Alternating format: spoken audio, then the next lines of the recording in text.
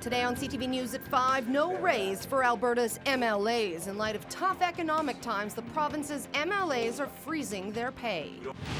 Checking in, not to a hotel, but to jail. Curtis Parody became a full-time inmate today. Plus, homework celebrity style, how a local teacher is enlisting the help of local media to make homework a little more bearable.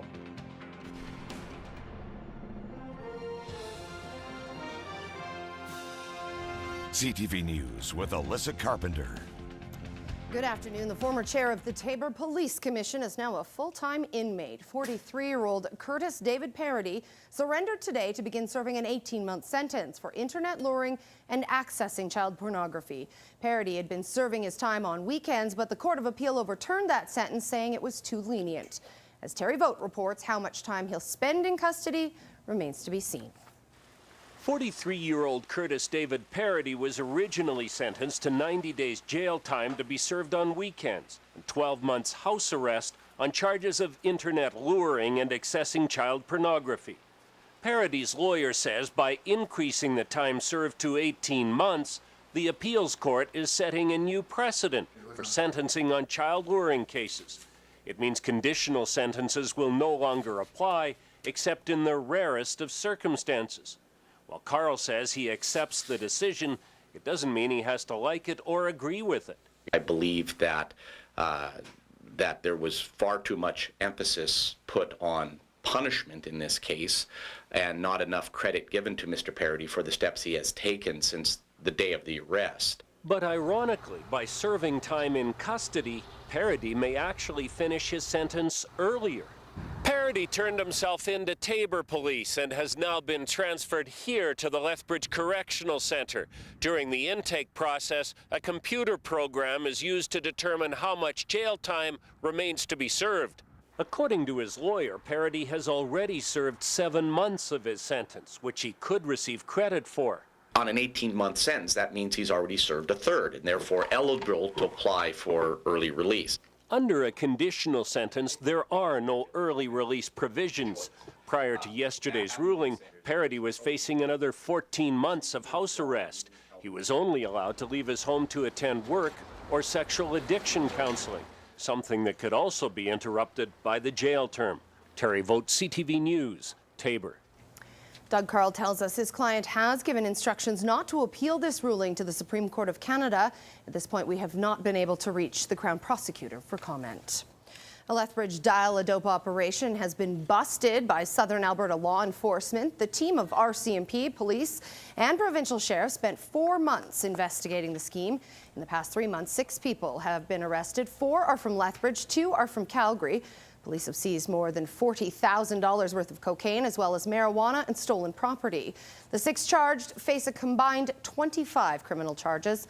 Dial-a-dope is a drug dealing operation where drug dealers are contacted by phone or text message to distribute drugs.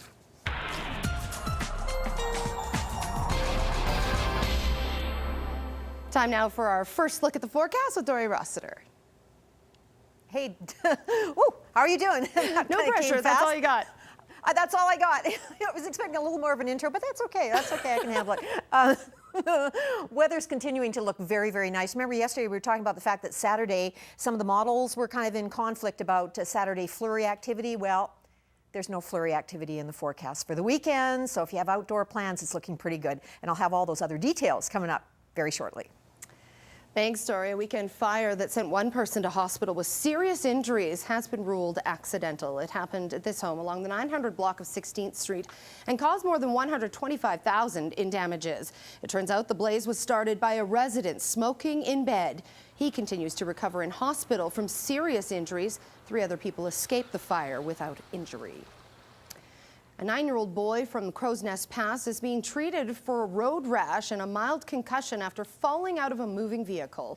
RCMP say it appears the boy was riding on the outside of a vehicle and fell, although the child's mother maintained she was certain he was inside the vehicle when they drove away. The boy doesn't have any memory of the accident. He was flown by Stars to Calgary Hospital, where he continues to recover. RCMP called the incident bizarre, but do not expect to lay charges.